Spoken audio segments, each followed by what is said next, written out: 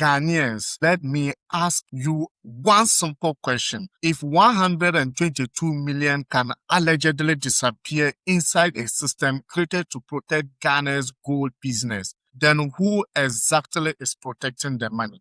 Because right now there is a story coming out of Ghana that deserves serious attention. We are talking about 122 million. Yes, 22 million Ghana cedis. A gold dealer operating under the GoldBod aggregator system has reportedly been accused of diverting this massive amount of money, leading to criminal charges. And honestly, this is where I have questions. Because GoldBod was introduced with very big promise. Bring order to Ghana's gold trade. Stop illegal gold dealing.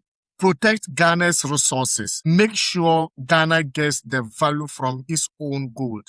So today, I want us to look beyond the headlines. Is this a failure of GoldBod? Is it a failure of supervision? Or is this one bad actor abusing a system that is otherwise working? Let's talk about it. First of all, let's put this number into perspective. 122 million. That is not somebody forgetting to pay a bill. That is not somebody taking a few bags of gold and disappearing. We are talking about an amount of money that can fund major projects. Schools, hospitals, roads, water system, jobs. And when an amount of that size is allegedly diverted, Ghanaians have every right to ask, how did it happen? Why wasn't the problem detected earlier?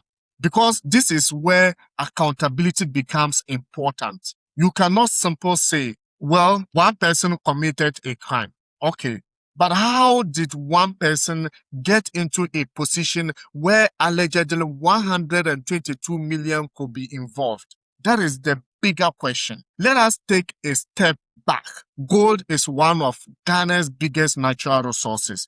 Ghana produces significant quantities of gold, yet for years the country has struggled with issues surrounding illegal mining, smuggling under declaration, and revenue leakage. GoldBod was created partly to bring great control and structure to the gold market. The idea sounds simple. If Ghana produces the gold, Ghana should have greater control over the gold. And if Ghana has greater control over the gold trade, then the country should theoretically collect more revenue. That sounds good. But here is the problem. The more money centralized in a system, the more important your controls become. If you create a system handling enormous financial transactions, you needed strong verification, strong auditing, strong internal control, strong monitoring, and serious consequences when something goes wrong.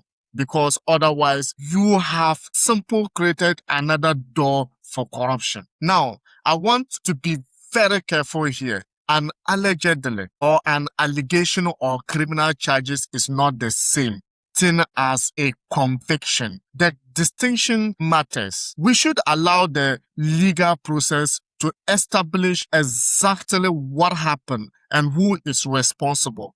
But that doesn't mean the public cannot ask questions. And my question is, what controls were in place? Imagine you are running a bank. A customer somehow gets access to 122 million and allegedly moves it somewhere it shouldn't go. Will the bank simply say that was just one employee? No, exactly no. There will be investigation into the employee, but there will also be investigation into the system. Who authorized it? Who checked it? Who monitored it? Who signed off? Who failed to raise the alarm? And that is the difference between blaming an individual and investigating institutional accountability. And this is where I think the GoldBod story becomes bigger than GoldBod, because Ghana has a long-standing problem with public trust. Every time a major financial scandal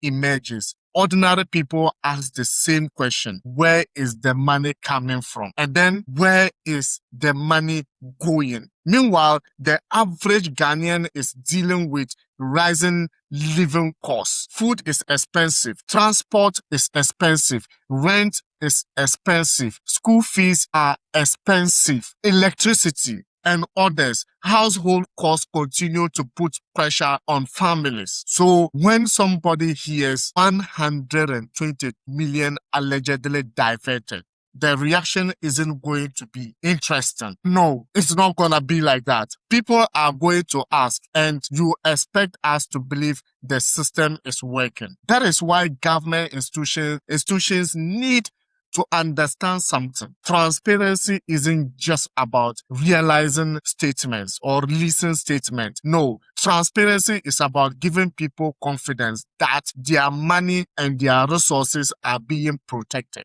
This story becomes even more interesting because GoldBod has already become politically controversial. We have seen disagreement between GoldBod CEO Sami Jamfi and critics of the institutions. Minority leader Alexander Van Afenyo Makin has also raised concern about how GoldBod critics are being treated. Now ask yourself, why GoldBod is generating so much political heat?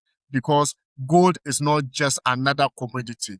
Gold is money. Gold is foreign exchange. Gold is national wealth. And whoever controls the gold market has significant economic influence. So naturally, politicians are going to fight over it. Government supporters can argue, at least we are trying to clean up the gold sector. Critics can respond. But if 122 million can allegedly be diverted, how strong are the controls? And both sides need to be prepared to answer difficult questions, because this shouldn't become NDC versus NPP. It shouldn't become Sami Jamfi versus Afenyo Makin. The bigger issue is Ghana versus financial leakage. That should be the conversation. There is another question we need to ask. Why does Ghana have so much gold but still struggle economically? This is the paradox. Ghana is blessed with natural resources, gold, oil, bauxite, manganese, cocoa, yet millions of Ghana still struggle to achieve basic economic security. So where exactly is the value going?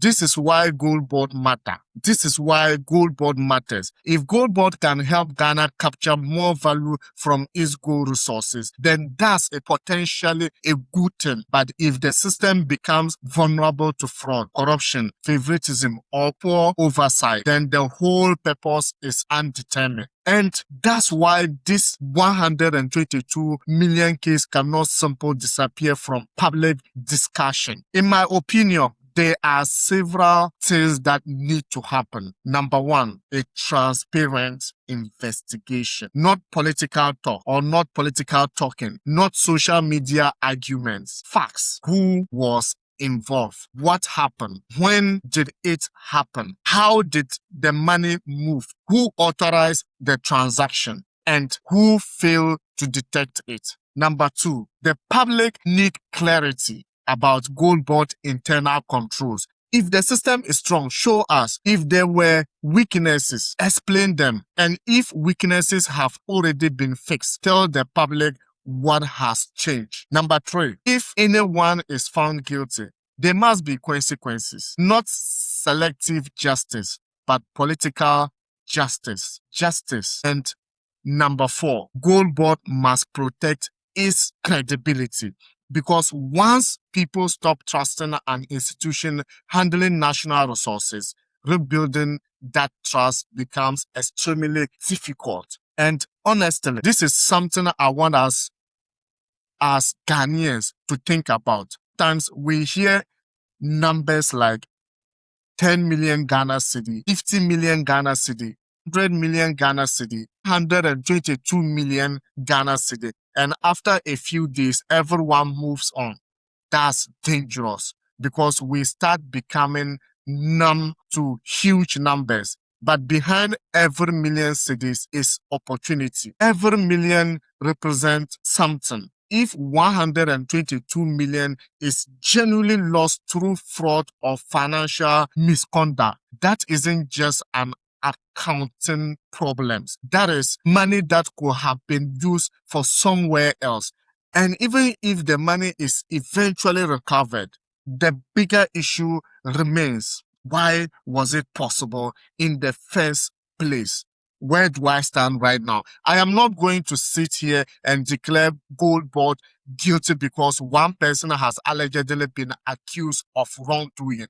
That would be unfair. But I'm also not going to pretend 122 million is nothing. It isn't. This is exactly the kind of situation where institutions must be held accountable. If GoldBod is working, prove it. If the controls are strong, demonstrate that. If somebody abuse the system, prosecute them. And if the system itself has weaknesses, fix them.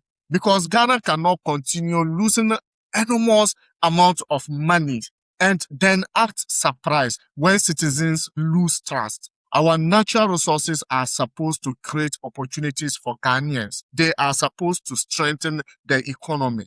They are supposed to improve people's life, not become another battleground for corruption and political consumption. But now I want to hear from you watching me. Do you think this 122 million case is simple the action of one alleged bad actor? Or does it expose deeper problems within GoldBod? And here is the bigger question. Do you trust GoldBod to protect Ghana's gold wealth? Let me know in the comments. And don't just say NDC or MPP. No, that is not the case. Give me your argument, because this isn't supposed to be about political parties. This is about Ghana's money. This is about Ghana's future. If you enjoy this discussion, make sure you subscribe to Ashili React, turn on the notification bell, and share this video with somebody who will definitely have an opinion on this. Until next time, stay informed, stay questioning, and don't let anyone make you believe that asking questions about Ghana's money is a crime. I'm out.